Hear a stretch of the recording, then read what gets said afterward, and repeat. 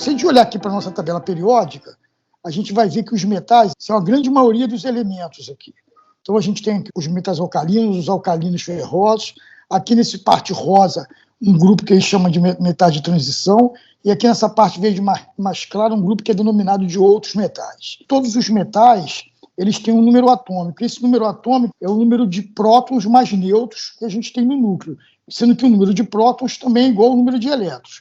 Se você observar aqui, cada metal tem um número atômico diferente, o que significa que, na verdade, que o número de prótons e de elétrons de cada um deles é diferente e, consequentemente, o tamanho deles vai ser diferente. Essa é uma informação importante para a gente entender lá na frente como é que eles se comportam quando estão no estado sólido. O metal ele é caracterizado por ter uma boa condutividade elétrica, uma boa quantidade do calor. A gente vai ver isso porque daqui a pouquinho. Geralmente eles têm uma cor ou prateada ou amarelada, tem alto ponto de fusão e alto ponto de ebulição e uma elevada dureza, ou seja, uma elevada resistência. Isso o que faz com que eles sejam atrativos para a gente utilizar ele aí na indústria, né? Em função da resistência mecânica e em função dessa condutividade elétrica e condutividade térmica, né? Os metais eles são sempre opacos, eles nunca são translúcidos, ou seja, você não vê uma folha de ouro, por mais fina que ela seja, você não vê uma folha de ouro, você não consegue ver através da folha de ouro. Qualquer metal, ele na verdade, ele forma um tipo de ligação que é um aglomerado de átomos com caráter metálico e eles existem sempre na natureza na forma de óxido ou de sulfito.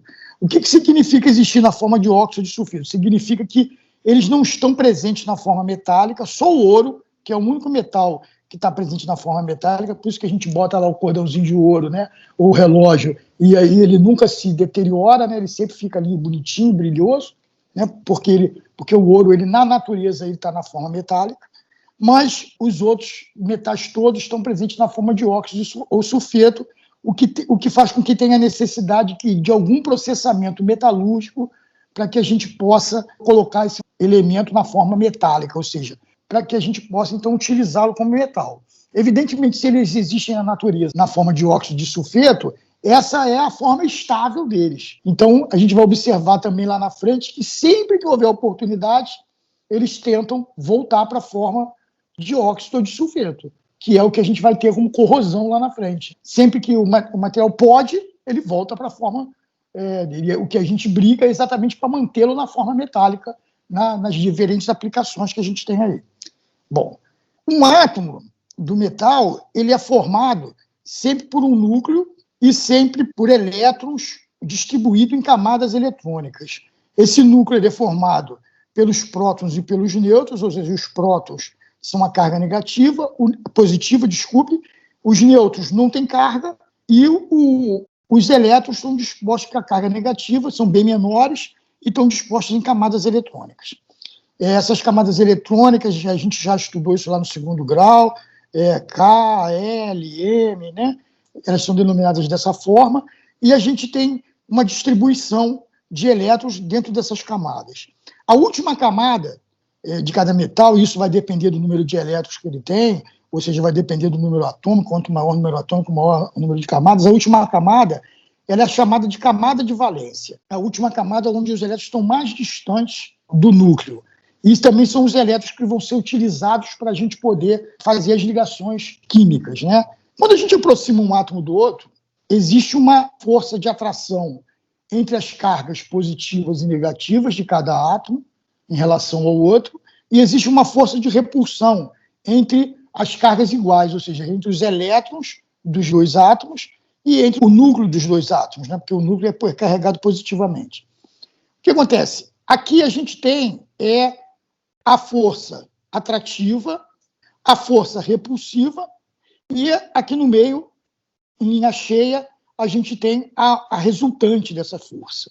Então a gente vai ver que tem um momento que a força ela é igual a zero, ou seja, nem o átomo eles nem se aproximam e nem se afastam mais, né? Então eu vou aproximando, se eu aproximar mais, a força de repulsão cresce, se eu afastar mais, a força de atração cresce, e aí eu vou ficar numa sanfona até que eu chego numa distância de equilíbrio entre eles. A distância de equilíbrio onde essa força é zero. Essa distância de equilíbrio ela vai estar associada aqui a um mínimo de energia. Se eu plotar aqui a energia contra a distância de equilíbrio entre os átomos está associada ao mínimo de energia. Ou seja, na verdade, quando eu tenho uma ligação química e os átomos estão da distância de equilíbrio, eu tenho um mínimo de energia, isso faz com que toda aquela estrutura fique em equilíbrio. Qualquer coisa que eu faça que aproxime os átomos vai aumentar a força, né? Vão criar forças de atração e repulsão entre eles e vai tentando jogar isso para a distância de equilíbrio e vai aumentar a energia localizadamente, né? E isso vai acontecer o quê? Sempre que eu faço isso e que isso acontece, o material vai ficar tentando também, se ele puder, voltar para a situação de equilíbrio. Isso é uma coisa importante. Isso aí que também é a força motriz de várias coisas que acontecem no estado sólido com o nosso material, porque ele tende a tentar voltar para o equilíbrio. Os metais, de uma forma geral, a gente tem, quando os átomos se ligam, a gente tem 3 tipos de ligações fortes, que a gente também já estudou lá no 2º grau, que é a ligação iônica, a ligação covalente e a ligação metálica. A gente só vai falar aqui da ligação metálica. Na ligação metálica, o que acontece? O metal ele libera os elétrons da camada de valência e a gente tem uma ligação onde eu tenho núcleos carregados positivamente, na verdade não núcleos só, mas é o núcleo mais os elétrons que não são da camada de valência, né? Então vai ficar com uma carga positiva, porque o átomo liberou os elétrons da camada de valência, e os elétrons da camada de valência passam a formar o que a gente chama de nuvem de elétrons ou nuvem eletrônica. Essa nuvem eletrônica ela é responsável pela boa condutividade elétrica e boa quantidade de calor, né, boa quantidade térmica dos metais. Ela também é responsável pela opacidade dos metais, sempre opacos. Por quê? Porque quando a luz tenta atravessar, ela se choca com os elétrons, vai perdendo energia e não consegue passar para o outro lado. Então, a luz também ela isso aqui é responsável então, já por 3 propriedades dos materiais, dos metais, que seria boa condutividade elétrica, boa condutividade térmica e a opacidade. Esse tipo de ligação faz com que os átomos dos metais formem uma estrutura chamada estrutura cristalina. O que é uma estrutura cristalina? É um arranjo atômico que eu posso prever posições atômicas de longa distância. Eu posso prever onde vai ter um átomo lá longe, né, porque é uma ligação que se repete no espaço. Diferente de uma ligação de um material amorfo, por exemplo, de um vidro, onde eu tenho uma estrutura não muito organizada e eu não consigo prever posições atômicas no espaço, né? Então, aqui eu posso prever. Então, eu posso dizer, se eu criar um modelo de átomo como se ele fosse uma esfera rígida, né, pensando nos átomos como se fossem esferas rígidas, então cada esfera dessa daí seria um átomo, eu posso imaginar como isso aqui fosse um caixote, por exemplo, de laranja, e aí eu coloco lá as laranjas, dou uma sacudida e elas se organizam, né, numa determinada estrutura que eu vou poder dizer exatamente em que posição daquele caixote tem laranjas. É mais ou menos o que acontece aqui. Eu consigo definir planos atômicos, está vendo? Eu tenho um plano de átomos aqui, ó. Eu tenho um outro plano de átomos indo lá para dentro do quadro. Como eu posso definir posições atômicas no espaço, eu posso definir uma unidade mínima que vai representar essa estrutura aqui, que eu vou chamar de célula unitária, né, que é esse cubinho que está aparecendo aqui. Eu posso dizer que essa estrutura toda ela é formada por uma repetição desse cubinho. Se eu for encaixando esses cubinhos, eu vou ter a minha estrutura inteira, né? Então, na verdade, essa é a maneira como os metais estão lá, quando eles estão, evidentemente, no estado sólido, né? Quando estão no estado líquido, eu tenho um desarranjo atômico, uma movimentação, não tenho esse tipo de estrutura. Ocorreu a solidificação, o que vai acontecer? Eu vou ter uma estrutura cristalina desse tipo aqui. Repara que todos os átomos aqui dessa estrutura, eles são do mesmo tamanho, né? Eles são do mesmo tamanho. O que significa dizer que esses átomos são do mesmo tamanho? Que todos os átomos aqui são do mesmo material. Ou seja, que eu estou trabalhando com um metal puro. Se eu tivesse átomos diferentes, de materiais diferentes, o que iria acontecer? Eu ia ter esferas de tamanhos diferentes.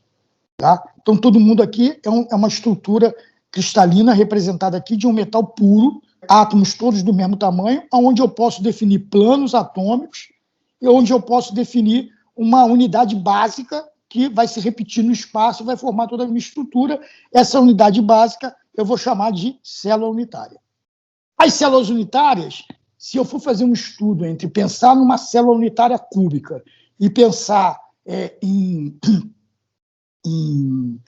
no átomo como uma esfera rígida, eu tenho alguns modelos que podem acontecer, que são possíveis de acontecer. O primeiro deles é a estrutura cúbica de corpo centrado, onde eu tenho um átomo no centro da célula e 1/8 de átomo em cada vértice. Ou seja, um átomo no centro da célula, um átomo no total dos vértices, porque 1/8 em cada vértice vezes 8 é mais um átomo, eu tenho 2 átomos por célula. Aqui eu defino uma coisa importante também para a gente entender, que é o fator de empacotamento. O que é o fator de empacotamento? É o percentual da nossa célula unitária que é preenchido por átomos. Então, se eu tenho 67% preenchido por átomo, eu tenho 33%, nesse caso aqui, de espaço vazio. Né? Então, eu tenho 33% de espaço vazio, ou seja, na minha célula unitária cúbica de corpo centrado, 33% do que eu estou vendo aqui é espaço vazio, que seriam esses espaços que eu estou vendo aqui, está vendo? É espaço vazio. Esse outro espaço que está aqui, entre os átomos, são espaços vazios. 67% preenchido, 33%. Que metais se cristalizam nessa estrutura aqui? O ferro, por exemplo, é um deles, importantíssimo. O cromo é outro. Né? Então, a gente tem o ferro como um dos mais importantes e que se cristalizam inicialmente na estrutura cúbica de corpo centrado. Ele faz algumas mudanças de estrutura à medida que a gente mexe com a temperatura, mas a estrutura principal do ferro é a cúbica de corpo centrado. Então, a outra é a estrutura cúbica de face centrada. Ela é um pouquinho mais complicadinha aqui de entender, mas nada demais também. Ela tem um átomo no centro de cada face, por isso o nome, cúbica de face centrada, e 1/8 em cada vértice. Então, agora eu tenho meio átomo em cada face, porque só metade do átomo faz parte da célula unitária, está para dentro da célula unitária. A outra metade vai estar para dentro da outra célula unitária que está adjacente a ele, né? Está ali coladinha com ele. Então, a gente tem metade do átomo em cada face, então eu tenho 6 faces, metade dão 3, mais um átomo no vértice, que é a mesma coisa do outro, 1/8 vezes 8, senão 4 átomos por célula, e o fator de empacotamento 0,74. De novo, 74% de espaço preenchido e, na verdade, agora 26% de espaço vazio. A gente tem o ferro também aqui, ó, acima de 910 graus Celsius, ele é cúbico de face centrada. A gente tem o níquel, a gente tem o ouro, a gente tem o cobre, a gente tem a prata, né? Todos esses são elementos que se cristalizam no sistema cúbico de face centrada. A quantidade de espaço vazio é um pouco menor, mas uma curiosidade é que os espaços são maiores. Né? Apesar da gente ter, nessa estrutura aqui, uma menor quantidade de espaço vazio, os espaços são maiores em si, ou seja, especificamente, o espaço que existe lá dentro é maior, são maiores do que o espaço que existe. O somatório eu tenho 26 vazio, e no outro, na anterior, eu tenho 33. Mas esses espaços que existem aqui são menores do que a gente vê aqui. Então, a gente vai ver que isso vai influenciar em algumas transformações, em algumas coisas que acontecem também no estado sólido, na hora que a gente tem o nosso material lá sendo aquecido ou resfriado. Uma outra menos comum é a hexagonal compacta. Ela tem uma base hexagonal, agora não temos mais uma base quadrada, ela tem um átomo no centro em cada vértice, um átomo no meio de cada base e 3 átomos lá dentro da célula. Então, 3 átomos no interior, 2 átomos nos vértices, 1/6 vezes 12, 1/6 de cada átomo faz parte da célula, e ele são 12 vértices, né? 6 numa base, 6 na outra. Então, isso dá mais um átomo. Aí eu tenho 6 átomos por células, mais ainda eu tenho um fator de empacotamento de 0,74. Na verdade, por esse modelo de esferas rígidas, para qualquer figura geométrica que eu pegue para poder montar a célula unitária, 74% é o máximo que eu consigo preencher. Sempre eu vou ter espaço vazio pelo próprio modelo que a gente usa. Os metais só se cristalizam, na verdade os sistemas são 12, se eu não me engano, mas os metais só se cristalizam nesses 3, graças a Deus, porque senão também o negócio vai ficar bastante complicado. Eles se cristalizam nesses 3, e existem, apesar disso ser um modelo, existem técnicas de raio-x que confirmam esse tipo de modelo para os diferentes metais. E a gente consegue dizer não só que o metal se cristaliza nesse modelo, como também a gente consegue determinar esses parâmetros aqui, ó, que são os parâmetros da rede, o tamanho da célula, né? Que de cada um dos metais vai variar. O tamanho da célula unitária cúbica de face centrada, por exemplo, do ferro vai ser diferente da do níquel, que é diferente da do ouro, que é diferente da do cobre. Cada um vai ter um parâmetro de célula unitária diferente. Isso também ajuda a gente a entender lá como é que funcionam os metais por dentro, lá quando eles estão sólidos, né? Bom, quando eu tenho metal líquido, e aqui seria o metal líquido, eu vou baixando a temperatura, vão surgindo os primeiros cristalzinhos a partir da parede. A gente está falando de uma nucleação heterogênea que vai começar da parede do molde, que seria a coisa mais prática que a gente tem. Ou a gente tem um molde, ou a gente tem um lingotamento contínuo, não importa, sempre vai começar da região que vai esfriando primeiro para o centro. Quem está em contato com o molde vai solidificar primeiro, porque está perdendo calor mais rápido. O que acontece é que cada célulazinha unitária ela vai se formando numa direção diferente. Por exemplo, essa está alinhada para cá, enquanto essa está alinhada para cá. Essa está alinhada para cá, enquanto essa está alinhada para cá. Isso vai crescendo, né? Vai crescendo, vão se formando mais células unitárias, cada vez mais células vão se formando, mas elas vão mantendo uma determinada orientação diferente uma em relação à outra. Não são ângulos absurdos, mas tem uma diferença de ângulo. O que vai acontecer quando chega um determinado momento, no centro começam a surgir alguns núcleos, esses núcleos também crescem não necessariamente alinhados um com o outro, esses núcleos crescem não necessariamente alinhados um com o outro, então eu vejo aqui que eu tenho alinhamentos diferentes, uma nessa direção, outro nessa, né?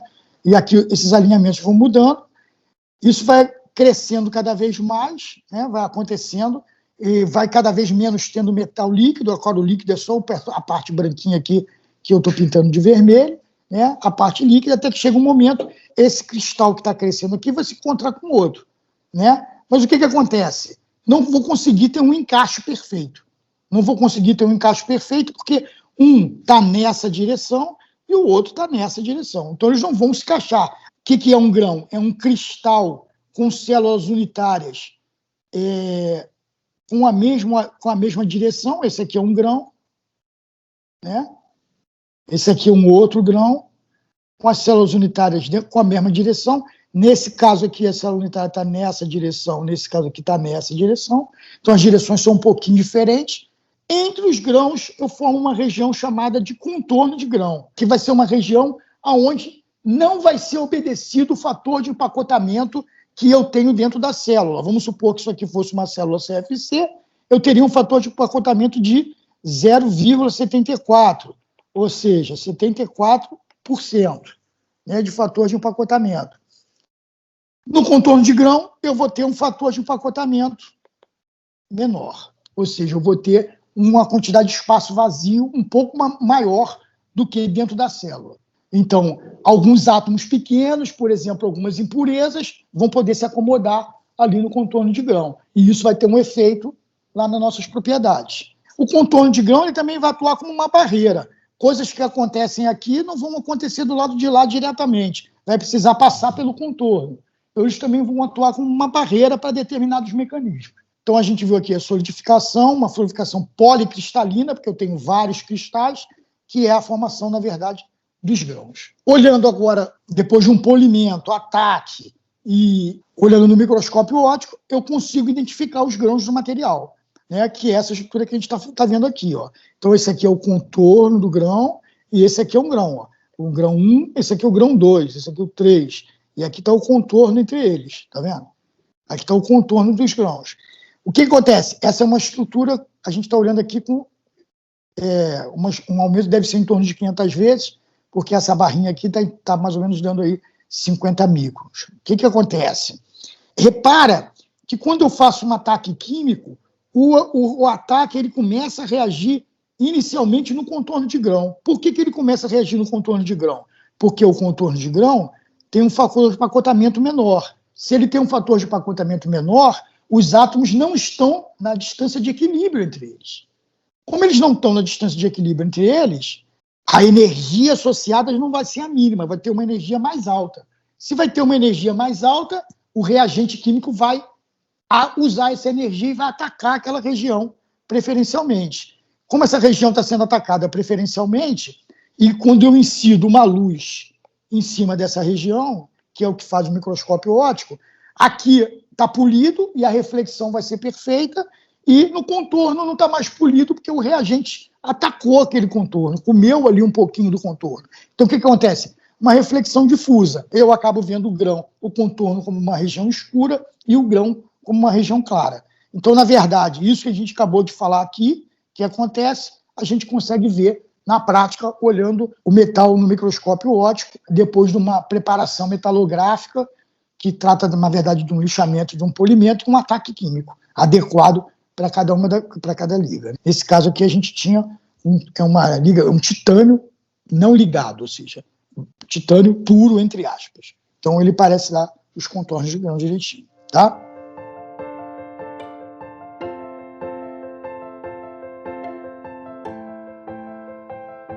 Essa estrutura cristalina que a gente está aqui, ela não é perfeita, né? Ela tem defeitos. A gente vai poder usar esses defeitos a favor da gente na hora que a gente vai trabalhar e mexer com as propriedades dos materiais. Esses defeitos vão ser importantes. Um dos principais defeitos, por exemplo, é lógico que nessas células aqui existe uma falta de átomos, então eu tenho vazios, tenho defeitos planares, que é o próprio contorno de grão, é um defeito da estrutura. Ela deveria ser, na verdade, todo bonitinha, né? Tudo encaixadinho, mas o contorno de grão já é um defeito. E um defeito que a gente vai usar muito são as discordâncias. Na verdade, o que é uma discordância? A gente vai falar do tipo mais simples, que é uma discordância em aresta. A discordância ela é uma linha a mais de átomos. Se a gente pensar que essas esferas aqui são os núcleos dos átomos, a gente não está vendo os elétrons, e essas são as linhas que fazem a ligação com esse núcleo. Se eu olhar daqui, ó, aqui em cima, eu tenho uma linha a mais, ou seja, eu tenho esse semiplano de átomos aqui extra, quando eu olho daqui. Então, esse é um defeito que a gente chama de defeito de linha. O que acontece? Como eu tenho um semiplano a mais, eu posso considerar que isso aqui é um plano, outro plano, e aqui eu tenho um semiplano a mais, por quê? Porque ele não existe na parte de baixo. Para ele poder entrar aqui como se fosse uma cunha, algumas pessoas chamam de assim, cunha, de distância em aresta, para ele entrar aqui, ele tem que empurrar os átomos, ele tem que fazer isso aqui, ó, ele tem que empurrar os átomos.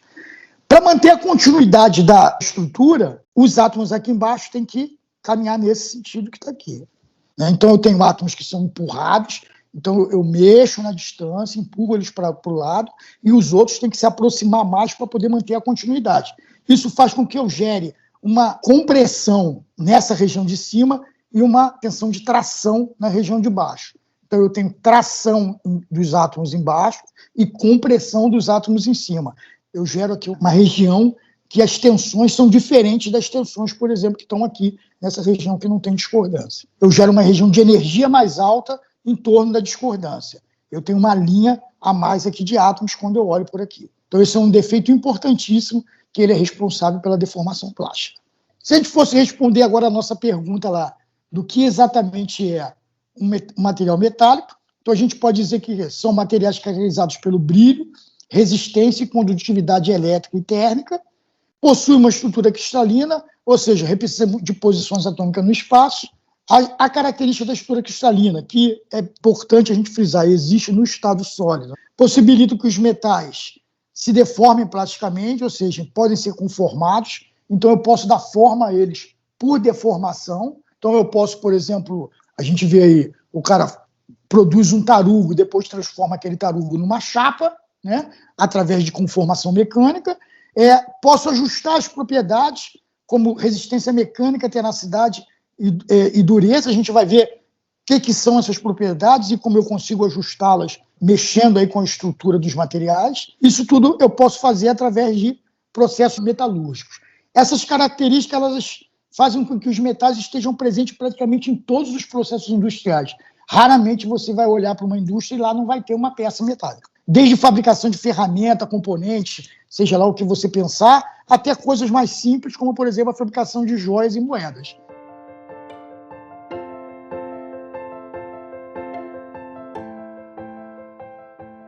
Sempre que eu aplico uma carga, vamos supor, uma carga de tração uniaxial num único eixo, o material vai me dar uma resposta, essa resposta é a resistência mecânica do material.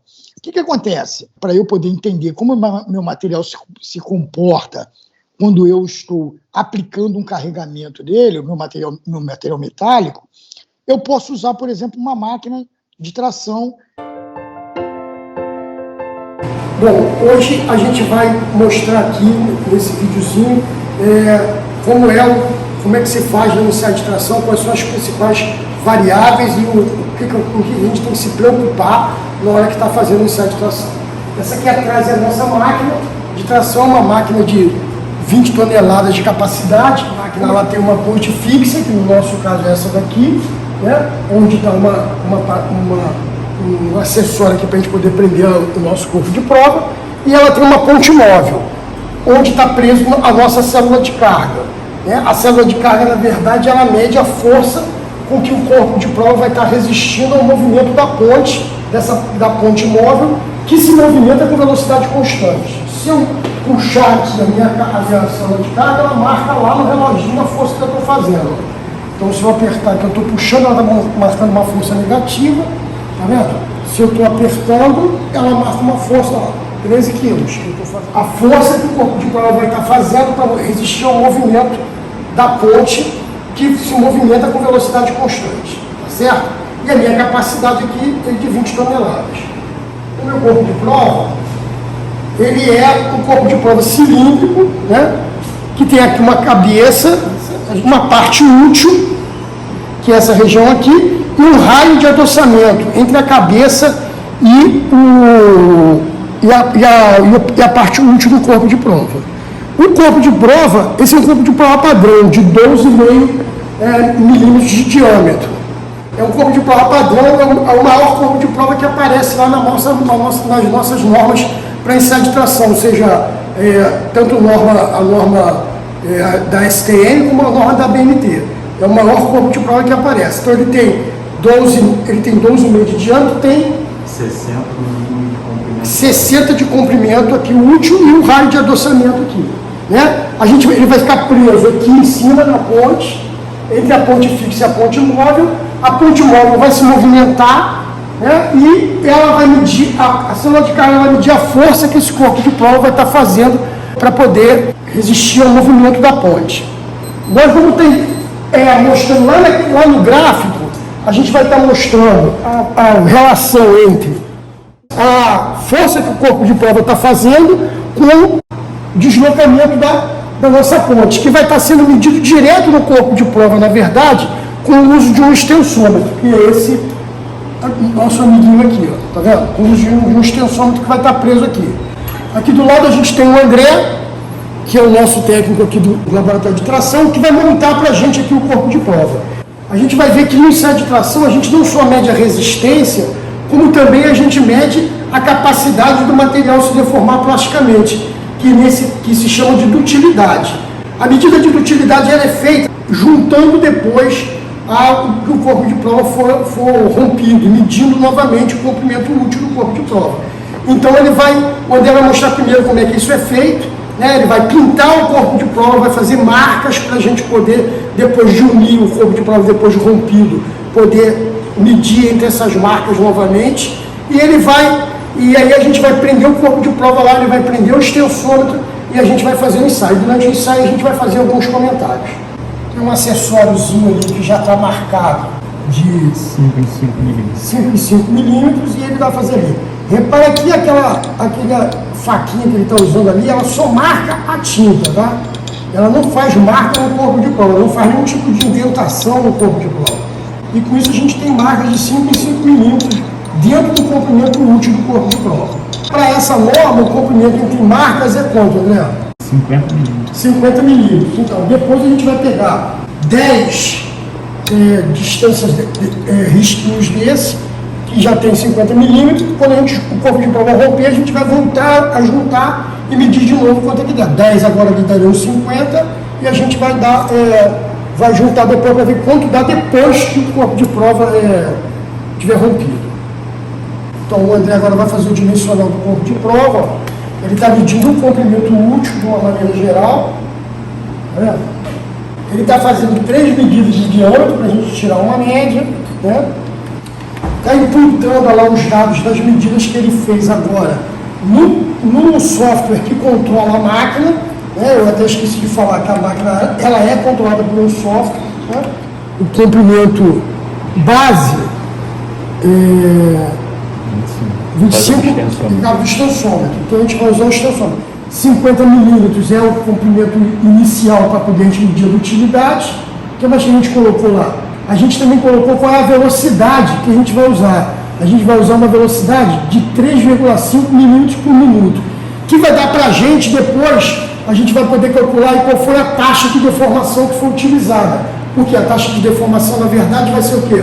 O comprimento, a velocidade sobre o comprimento do corpo de prova. Quanto menor o comprimento do corpo de prova, maior é a taxa de deformação. Ele imputou lá os dados, agora ele vai prender o corpo de prova. A gente está usando um corpo de prova roscado, vai colocar lá entre as garras, vai prender com um pino.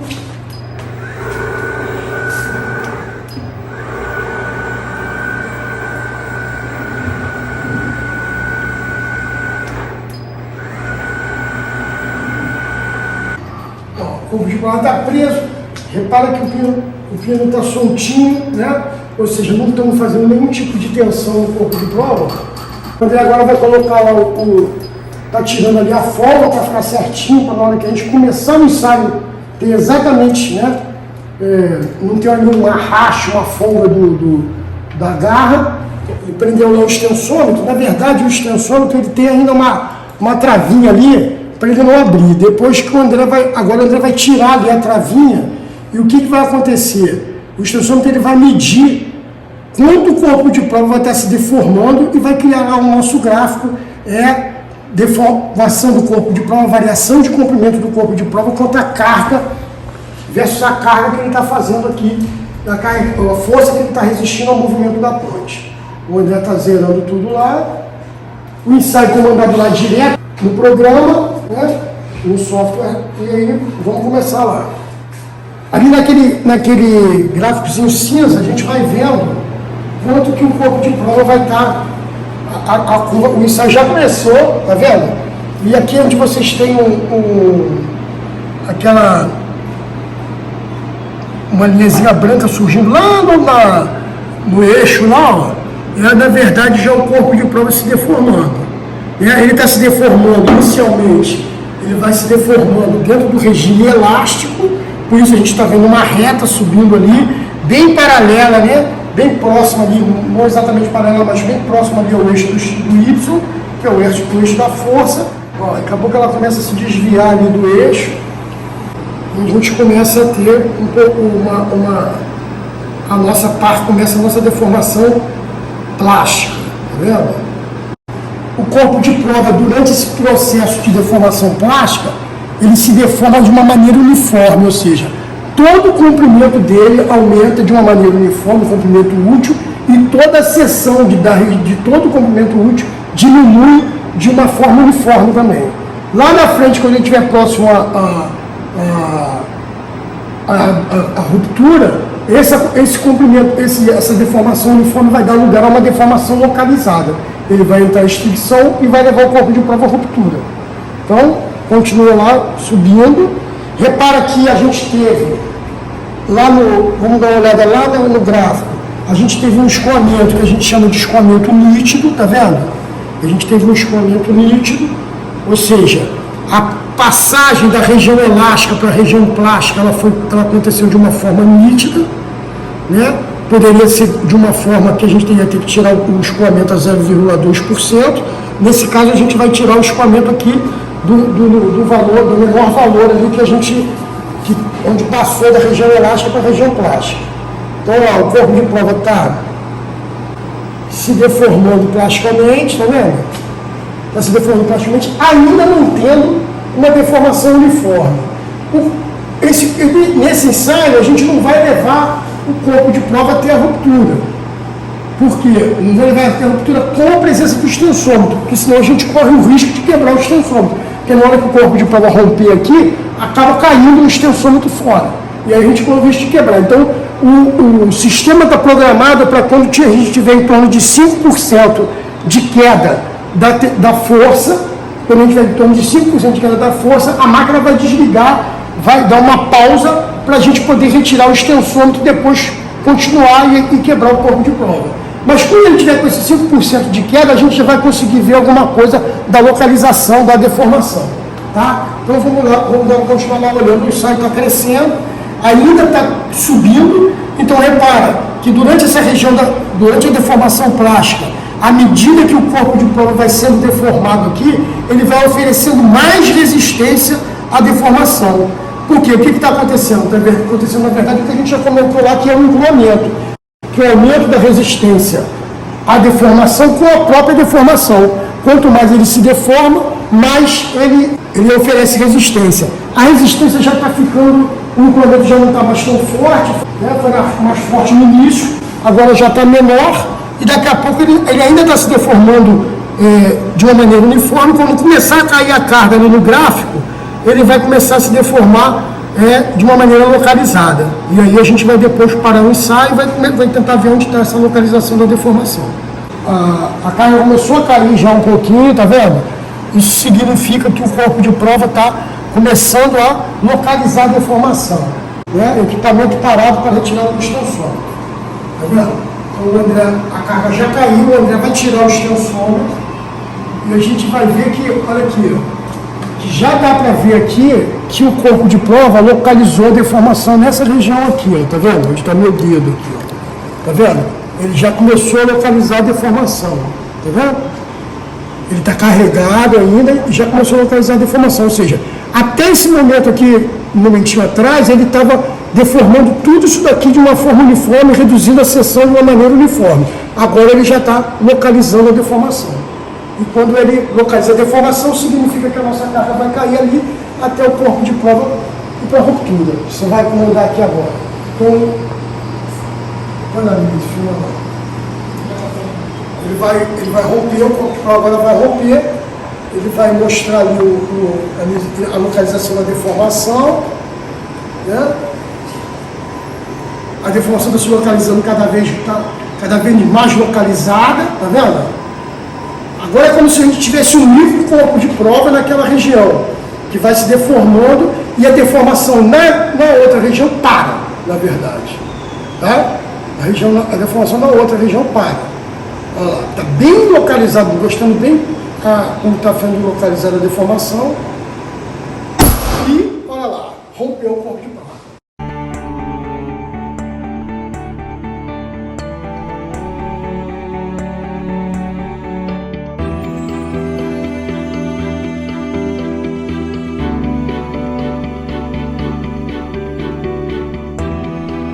Terminou, o André ampliou o ensaio, né, só naquela região do escoamento.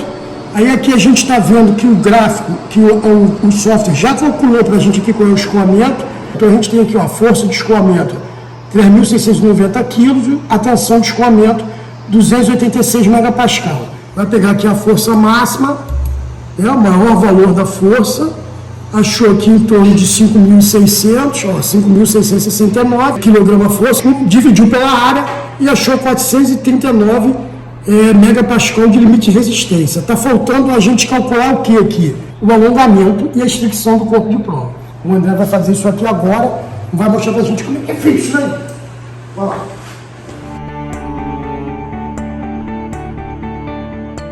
Lembra que a gente marcou o corpo de prova com nós fizemos aquelas marquinhas no corpo de prova lá, em cima daquela tinta que o André colocou. Então nós tínhamos 10 marquinhas, davam 50 milímetros. Ele vai usar essa base, né, esse comprimento base de 50 milímetros, e vai juntar ali o corpo de prova e vai medir novamente. Essa é a forma que a norma diz que a gente tem que calcular lá o alongamento, ou seja, da utilidade do corpo de prova. Então o André tirou lá. Está usando. A gente pode depois dar uma olhadinha na fratura para mostrar, mas o André vai juntar os dois pedacinhos da fratura lá, tá vendo?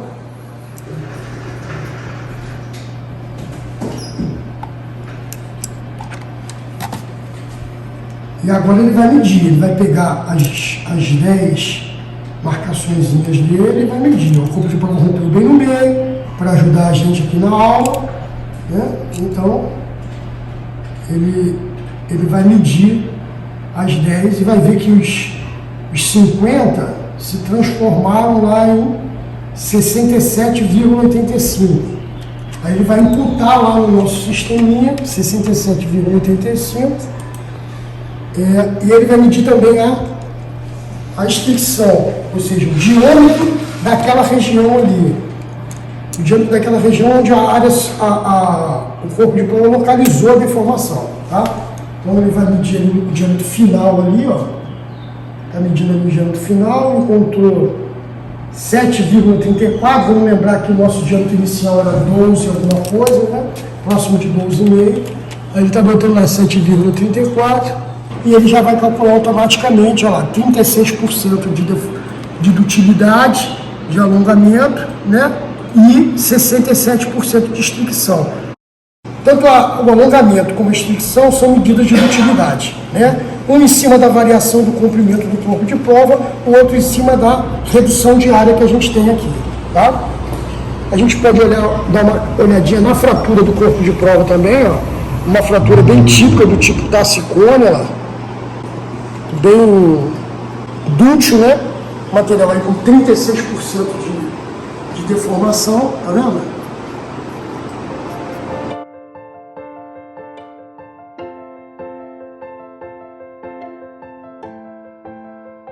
De um ensaio que a gente chama de ensaio de tração, a gente tira a tensão limite de resistência, a tensão limite de escoamento, a dutilidade do material, que é a capacidade dele de deformar plasticamente, tá? Então, um ensaio de tração, um ensaio importante, que vai aparecer na maioria das especificações de material.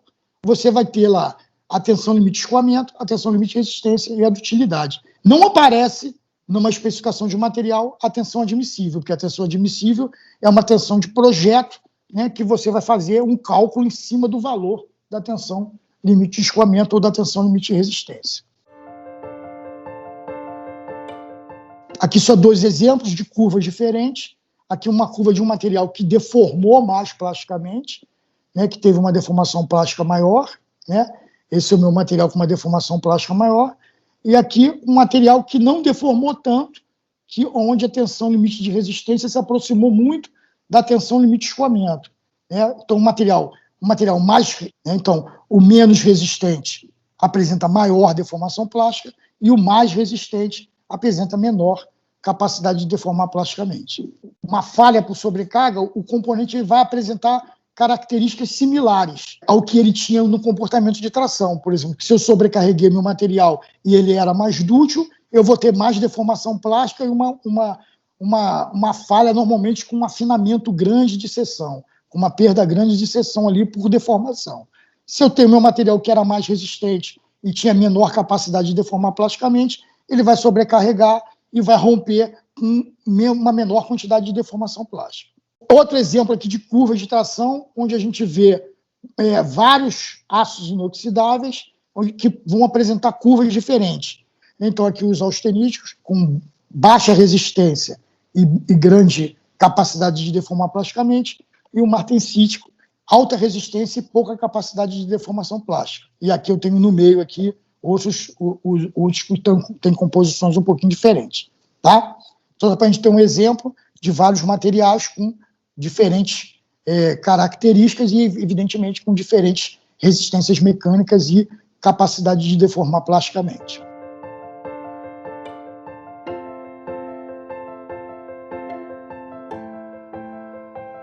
O ensaio de tração, ele é um ensaio que eu preciso tirar um corpo de prova, usinar um material, ter uma máquina específica, colocar lá, fazer o ensaio, quebrar o corpo de prova. Então, ele leva um tempo. Então, na linha de fabricação, surgiu ao longo do tempo a necessidade de ter um ensaio que ele fosse mais rápido e que pudesse dar uma resposta mais rápida e que pudesse, de certa forma, estar associado à resistência mecânica do material. Já que eu tinha que sair na minha linha de fabricação com um material com uma determinada especificação. Então, para eu poder verificar rapidamente ou para fazer algum ajuste rápido na linha, eu tinha que ter algum material, algum ensaio rápido que me falasse isso. E aí surgiu, então, os ensaios de dureza, né? Eu tenho basicamente 3 tipos de ensaio: a dureza Rockwell, a dureza Brinell e a dureza Vickers, né? Todas têm o quê? Um penetrador que penetra no material com uma determinada força e, em função da profundidade de penetração desse penetrador, eu digo que o meu material é mais duro ou ele é mais macio. Eu tenho ensaios diferentes que não têm uma relação direta um com o outro, acabo tendo uma tabela meio que empírica que relaciona os 3, mas eu tenho tipos diferentes. Os ensaios são basicamente, a diferença deles está no tipo diferente de penetrador e na maneira também como eu meço a profundidade de penetração. O ensaio mais rápido é um ensaio Rockwell, que precisa de pouca preparação do material, onde eu aplico primeiro uma pré-carga, essa pré-carga em torno de 10 quilos, depois eu aplico uma carga total, retiro e por um relógio comparador invertido, eu leio um número que é o valor da dureza. Esse é um ensaio de dureza Rockwell, rápido, de pouca preparação e pouca influência do cara que está fazendo o ensaio também, porque ele vai lá e lê num reloginho o valor da dureza. Aparece que tem 2 outros tipos de ensaio que vão ter também a sua aplicação, que é o ensaio de dureza Brinell e o ensaio de dureza Vickers, onde eu tenho uma penetração, no caso do Brinell, eu tenho uma esfera rígida que está penetrando no meu material, e aí eu tenho que ler o quê? O diâmetro da penetração. No Vickers eu tenho uma pirâmide de base quadrada, ângulo entre as faces de 136 graus, mas eu tenho que ler também a diagonal da penetração. Então, se eu tenho que ler a diagonal, eu tenho que ter um instrumento óptico que me permita ler esse diâmetro ou essa diagonal, e aí eu começo a ter a influência do meu operador. Então, quando eu vou comparar materiais, é importante que seja o mesmo cara a fazer.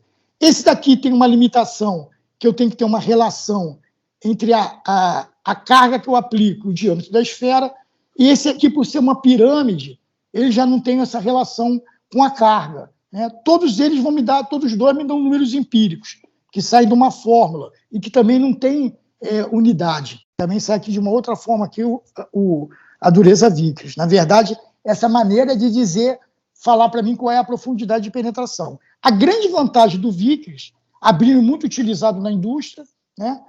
A Rockwell também, o Vickers um pouco menos, mas a grande vantagem do Vickers é que eu posso aplicar qualquer carga. Eu posso usar cargas muito pequenas ou cargas muito grandes, e aí eu posso comparar esses valores entre eles. E isso vai significar que eu posso, por exemplo, usar uma carga tão pequenininha que eu vou lá e faço uma dureza no meio de um determinado grão, que é o que a gente chama de microdureza, né? Eu uso um penetrador Vickers e vou lá com uma carga baixinha, ó, eu vou lá e meço a dureza de uma determinada região, ou meço uma dureza de um determinado grão, de um determinado pedacinho lá do meu material, bem microscópico. Aqui é um exemplo mostrando, na verdade, o atendimento do API 6A da NACE, onde a região da ZTA tem que ter uma determinada dureza. Então, eu consigo fazer medidas, uso aqui uma platina micrométrica, como vocês estão vendo aqui, e eu posso caminhar com essas medidas ao longo aqui para dizer qual é a profundidade que eu tenho de endurecimento em função, por exemplo, de uma solda que eu tive num determinado material. Tá? Então, eu posso trabalhar com a dureza para medir propriedades específicas de regiões específicas do meu material, né?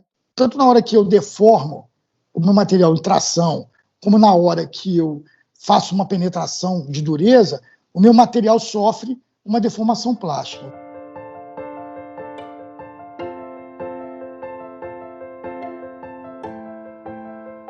Na hora que eu estou fazendo a deformação elástica, vamos supor que isso aqui fosse uma célula unitária, onde eu estou fazendo aqui uma deformação elástica, e aqui eu resolvesse, com o passar do tempo, o meu átomo estaria dessa forma assim, né?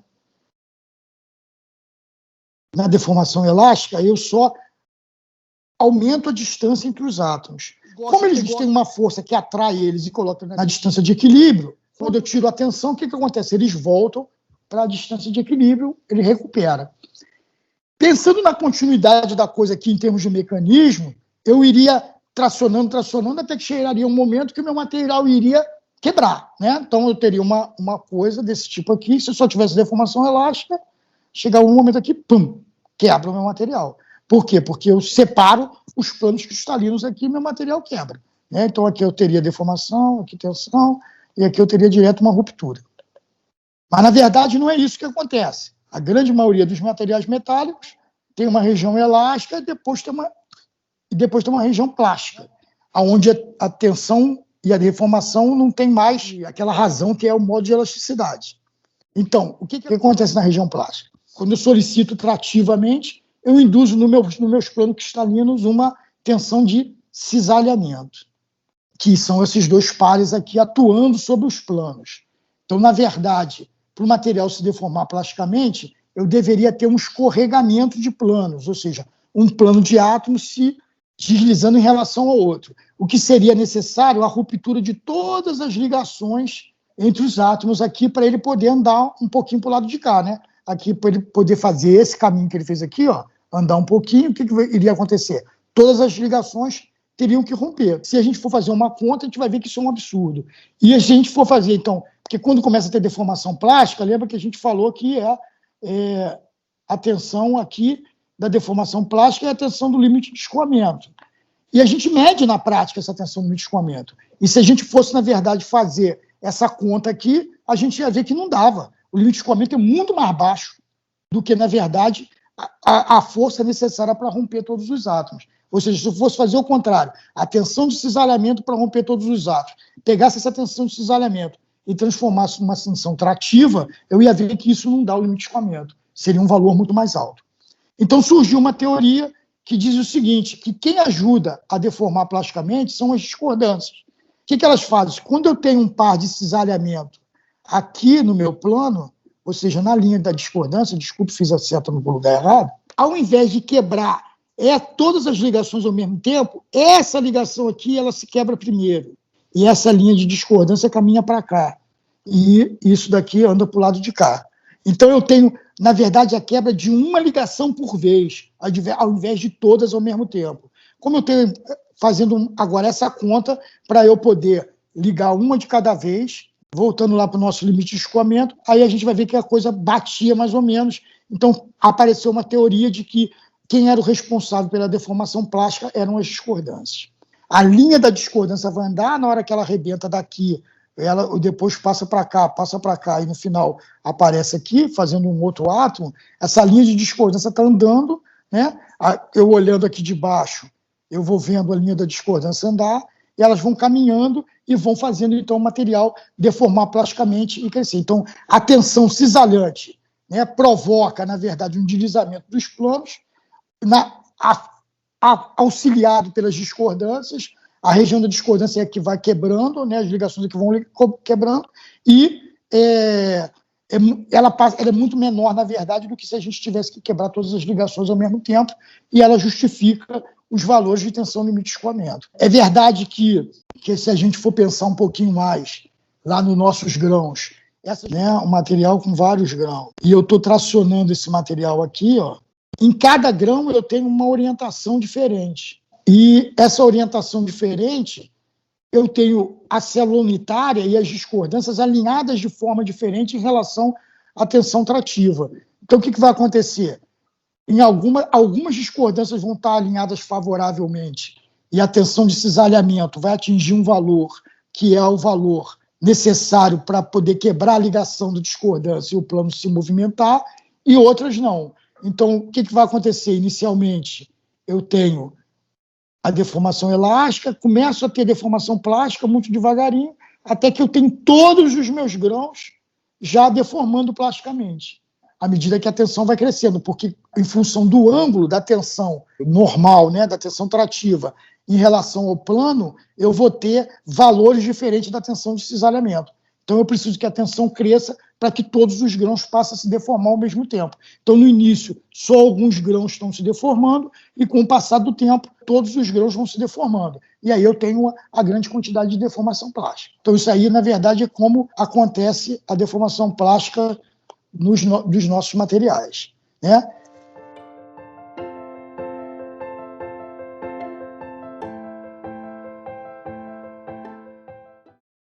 A gente viu propriedades de resistência, que foi o limite de escoamento, o limite de resistência, a dutilidade, que é a capacidade do material deformar plasticamente, e agora vamos ver uma outra propriedade que é chamada de tenacidade. A primeira definição de tenacidade foi a energia necessária para levar o material à ruptura. Então, falando de energia necessária para levar o material à ruptura, então as pessoas lá, os matemáticos, rapidamente pensaram o quê? Se eu tenho aqui tração, tenho deformação, se isso daqui é força versus um deslocamento, ΔL, eu tenho aqui uma curva, a área sobre essa curva é uma energia que foi necessária para levar o meu material à ruptura, que é o que aconteceu aqui no final. Então, isso daqui é igual a tenacidade. Tá? Então, energia para levar o material para romper é igual a tenacidade, então é a área sobre a curva do ensaio de tração. Essa foi a primeira coisa que o pessoal falou. E não existia, assim, no início, muita atenção para esse tipo de propriedade, porque para eles era mais uma coisa ali matemática que eu tiro do ensaio de tração. Ou seja, o material que deforma pouco é pouco tenaz, o material que deforma muito seria muito tenaz, teria maior tenacidade. Mas na frente foi observado que a tenacidade era extremamente influenciada por algumas situações externas. Toda vez que tivesse alguma coisa que dificultasse a deformação plástica, o material deixava de ter um comportamento dútil e passava a ter um comportamento frágil. Então, todas as vezes que eu tinha temperatura baixa, concentrador de tensão, fosse ele uma espessura, um entalhe, uma junta soldada, a taxa de aplicação de carga no material alta, eu tenho a minha tenacidade caindo, ou seja, eu perco tenacidade. Aí começou a se preocupar, porque não tem como eu fazer um ensaio de tração para medir numa temperatura baixa com concentrador de tensão e uma taxa alta, já começou a ficar meio complicado para eu fazer essa medida de tenacidade usando só o ensaio de tração. Então começou a surgir uma necessidade de ter ensaios específicos para a gente poder medir a tenacidade do material. Então, lá na época da guerra, o ensaio que surgiu, o mais rápido, e que tentava pegar exatamente a definição, ou seja, energia necessária para o material romper, foi o ensaio Charpy, né? Um ensaio de impacto.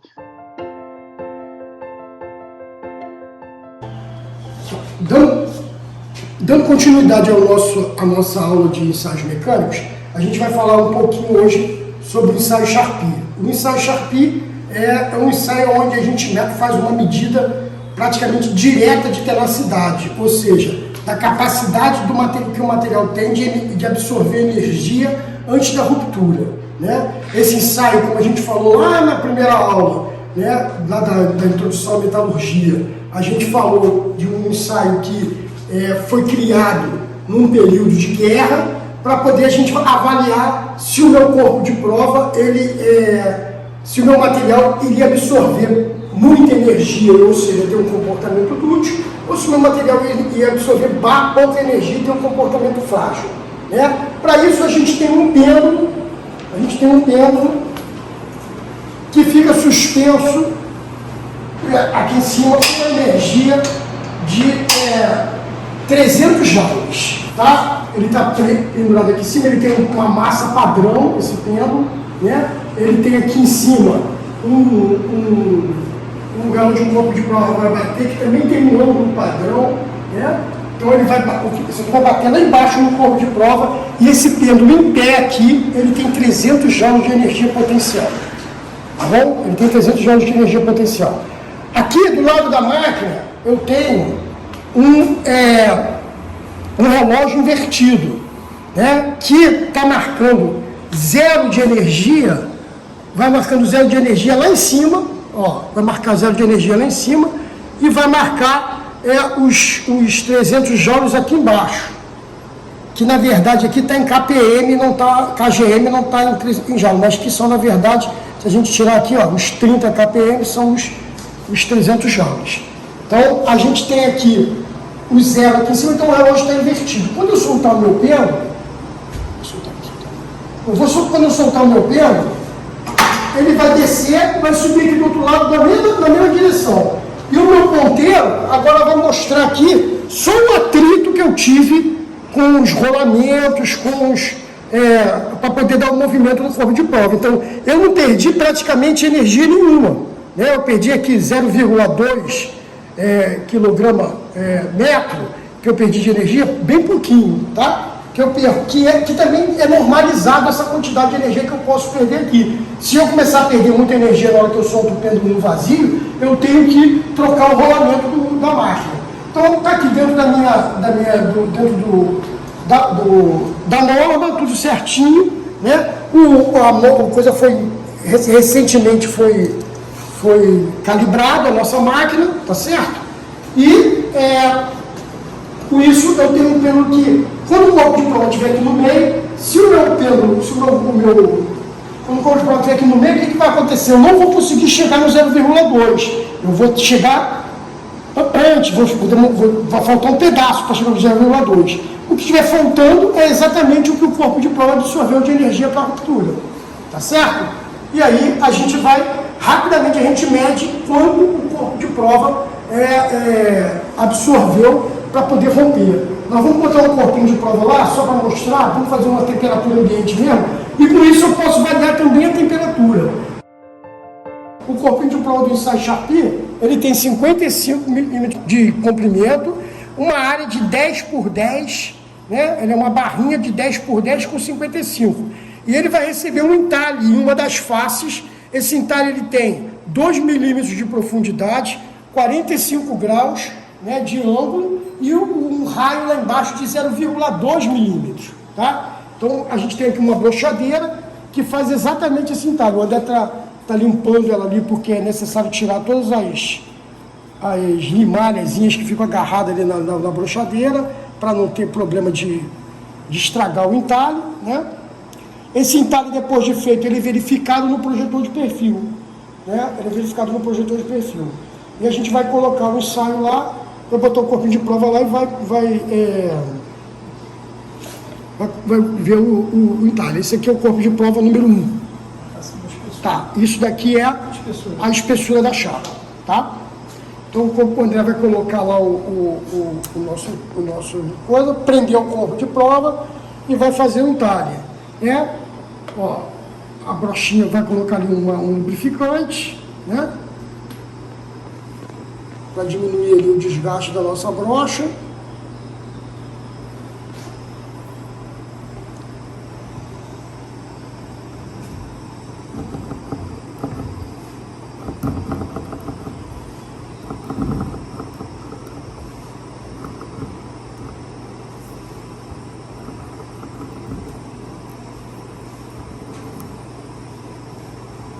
Ó, feito o entalhe, André tá tirando ali o corpinho de prova. Tá lá o nosso entalhezinho em V, né, com 45 graus, 2 milímetros de profundidade certinho, tá vendo? Ó? Com 2 milímetros de profundidade certinho e com o nosso, com o ângulo, com o raio lá do fundo dele de 0,2. De perfil já está com uma ampliação padrão e a gente tem uma transparência que mostra todas as variações que o entalhe pode ter em função da norma, né? Qual é a variação de ângulo, qual é a variação de profundidade, tudo em função, na verdade, da norma. Tá vendo? Então está lá o nosso corpo de prova, nosso entalhe, mostrando ali que ele está dentro do que a norma diz que ele tem que estar para a gente poder fazer um ensaio Sharpie. Isso, na verdade, vai dar uma maneira da gente, vai criar um modo, né, para a gente poder comparar os corpos de prova, ou seja, a gente vai estar fazendo imprimindo uma força nas costas do entalhe, mas esse entalhe é um entalhe padrão, e isso faz com que eu possa, na verdade, comparar os corpos de prova, né, ou materiais diferentes. Pois é, o André vai colocar lá embaixo o corpo de prova. Repara que o corpo de prova está bem apoiado nesses dois pontos aqui da máquina, tá vendo? Está bem apoiado e o entalhe está com a abertura voltada lá para dentro. O nosso pêndulo vai bater exatamente atrás do entalhe. Ó, a energia do pêndulo está aqui em 300 joules, tá vendo? Está lá em 300 joules, paradinho aqui, isso. E a gente vai soltar, eu vou soltar o pêndulo aqui agora e vou bater lá embaixo no corpo de prova. Ó, e olha lá, o que acontece? Ó. Faltou Para chegar quanto para chegar no zero? Lembra que chegamos aqui em 13,4, vê se é isso, André. 13,4, é isso? Isso. 13,4, que vai dar aproximadamente 134 joules, tá? Aproximadamente. O corpo de prova tem uma fratura dúctil, tá vendo? Uma fratura dúctil, olha lá. Ele chegou a romper exatamente, mas se a gente bater aqui um pouquinho ele rompe. A fratura dele é bem dúctil, tá vendo? Bem dúctil, com bastante deformação em volta do corpo de prova, tá vendo? A deformação plástica em volta do corpo de prova. E absorveu uma energia de 134 joules, tá? Para diminuir a temperatura do Sachapi, a gente tem que diminuir a temperatura do corpo de prova. A máquina em si não tem nenhum aparato para que a gente possa colocar ali para poder diminuir a temperatura. Então eu tenho que ter o corpo de prova numa temperatura baixa, levar ele rapidamente para ser posicionado na máquina e rapidamente soltar o pêndulo para ele poder quebrar numa temperatura ainda baixa. Eu tenho normalmente 5 segundos para sair da temperatura do ensaio, colocar o corpo de prova lá e romper o corpo de prova. Para fazer isso, eu uso, por exemplo, alguns artifícios. A gente vai usar, no caso aqui, a gente vai fazer um ensaio a 0 graus e um ensaio a menos 50 graus Celsius. Então eu vou usar gelo seco, que tem uma temperatura de menos 80 e álcool. Então eu vou misturando aqui o álcool, vou colocando o álcool. Ali agora o álcool está a 17,5, né? O André vai colocando o álcool lá, ó, o gelo seco vai caindo a temperatura. E vai colocando o gelo seco e vai caindo a temperatura. A temperatura vai cair, a gente vai deixar chegar a 0. Quando chegar a 0, a gente vai esperar um tempo para poder haver uma homogeneização da temperatura do corpo de prova, né? O corpo de prova também está a 0, já está caindo mais rapidamente, está vendo lá? Está com 16, 17, está caindo bem rápido agora. Ó. E aí, quando chegar a 0, a gente vai dar um tempo de 5 minutos para o corpo de prova ficar homogêneo, e aí a temperatura do corpo de prova está homogênea, então a gente vai fazer o ensaio. Já vai estar tudo preparado, o pêndulo já vai estar lá em cima, já vai ter uma pessoa lá do outro lado, que vai ser o Gleiderson, para poder bater o corpo de prova. O André vai colocar lá o corpo de prova e o Gleiderson vai bater, e a gente vai ver que a tenacidade do nosso corpo de prova vai cair em relação à tenacidade que foi medida a temperatura ambiente. A gente está trabalhando com o mesmo material, tá? Então a gente já está ali a 2 graus, o André vai adicionar um pouquinho mais de gelo seco, né? Um pouquinho mais. Repara que os 2 corpos de prova estão lá dentro, mas a gente só vai ensaiar um a 0. Né? O outro, a gente vai baixar mais a temperatura para menos 50, tá bom? A gente vai baixar mais a temperatura para menos 50. Na verdade, a gente tem uma tolerância em relação à norma, 0 mais ou menos 1. Pode estar 1 grau ou pode estar menos 1, né? Já está menos 1, então a gente vai esperar um pouquinho, a temperatura subir um pouquinho, o corpo de prova vai estar homogêneo. Ó, o Gleiderson já está suspendendo ali o pêndulo, tá vendo? Ó, está travado, a temperatura está menos 1, estamos dentro da norma, podemos considerar que a temperatura de ensaio vai ser 0 graus, até porque a gente vai ter um tempinho que vai daqui para ali, tá? E estamos lá já cronometrando ali, já estamos com 2 minutos de homogeneização.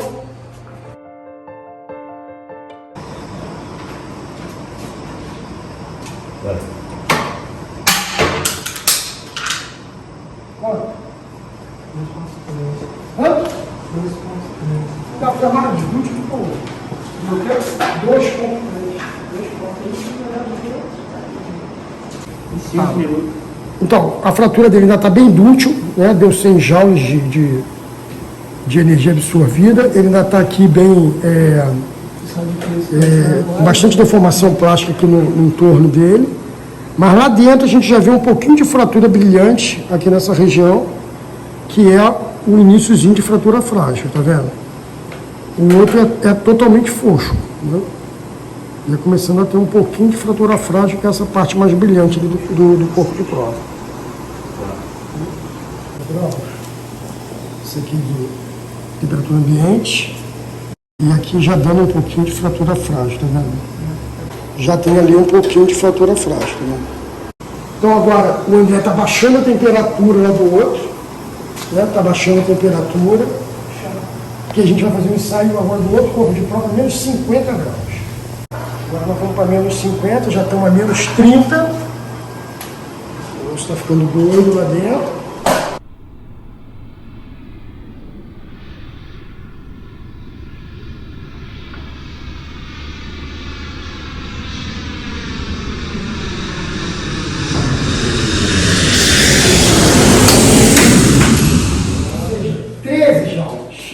Então a gente caiu aí de 134 joules a temperatura ambiente para 13 joules a menos 60 graus. Então o corpo de prova com uma fratura totalmente brilhante, praticamente sem deformação plástica no entorno, tá vendo?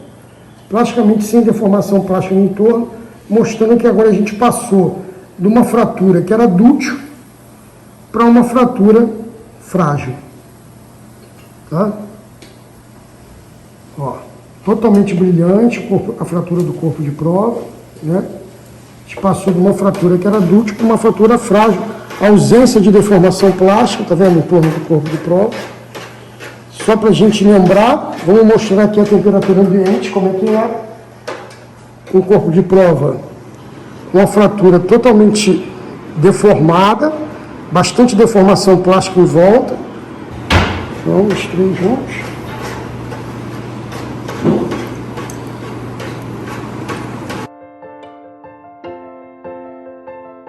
Na medida de expansão lateral, é uma outra forma da gente avaliar a tenacidade. É a gente avaliar quanto o corpo de prova se deformou depois do ensaio Charpy. Com o corpo de prova de menos 60, a gente vai ver que essa variação quase não vai existir. Ó. Então ele botou lá perto do entalhe, que é onde não tem deformação nenhuma, zerou, olha lá. E a gente ficou em 0,31 milímetros, tá vendo? Então é uma outra forma da gente avaliar também a tenacidade do material. Conforme foram sendo feitos aqui os ensaios, e o pessoal foi usando materiais diferentes, ó, cúbico de corpo centrado, cúbico de face centrada, materiais de muito alta resistência, eles foram vendo que os materiais tinham comportamentos diferentes. Mas os materiais cúbico de corpo centrado, que, por exemplo, são quase todos os aços com os quais a gente trabalha na indústria mecânica, à medida que a temperatura vai diminuindo, eu deixo de ter um comportamento dúctil, passo a ter um comportamento frágil. Esse material que tem, ora, um comportamento tenaz, ora, um comportamento frágil, o que acontece, na verdade, com ele? Quando ele é frágil ou quando ele está se comportando como frágil ou como dúctil? Se eu tivesse, por exemplo, uma trinca, né, nesse material, e essa trinca estivesse sendo solicitada aqui em tração, né, estivesse sendo solicitada em tração, num material com boa tenacidade, ou seja, com comportamento dúctil, o que ia acontecer? Eu ia ter uma deformação plástica na ponta da trinca, a trinca fica meio rombuda, vamos dizer assim, e com isso eu relaxo a tensão nisso daqui, nessa ponta dessa trinca, a deformação plástica, a triaxialidade diminui, né, aumenta o componente cisalhante e começa a haver deformação plástica aqui, e aí o meu material não rompe tão facilmente. Pode até chegar a romper, mas vai absorver mais energia para romper. Então eu vou poder ter uma previsibilidade, eu não vou ter uma fratura frágil, que é uma coisa que acontece de uma hora para outra, né? Uma hora está em pé, outra hora caiu. É isso que acontece na fratura frágil.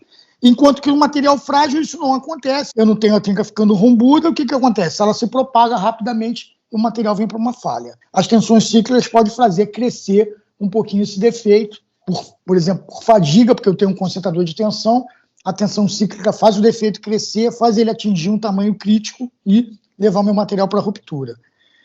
Isso aqui mostrando o mecanismo, o que acontece. Eu tenho aqui um pequeno defeito, ele está sendo tracionado, esses Tzinhos aqui que vocês estão vendo aqui deitado seriam, na verdade, as discordâncias. À medida que vai tendo tração, as discordâncias vai tendo deformação plástica aqui na ponta da trinca, a trinca romba, e eu paro a trinca, ou seja, um material com alta tenacidade seria um material que é capaz de parar a propagação da trinca, que é capaz de segurar a trinca, fazer com que a trinca não se propague de maneira frágil. E como é que ele faz isso? Deformando plasticamente na ponta da trinca.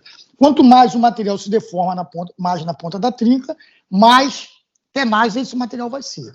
Né? Isso deu origem a outros ensaios para medir tenacidade, e agora já com valores, essa ideia, né?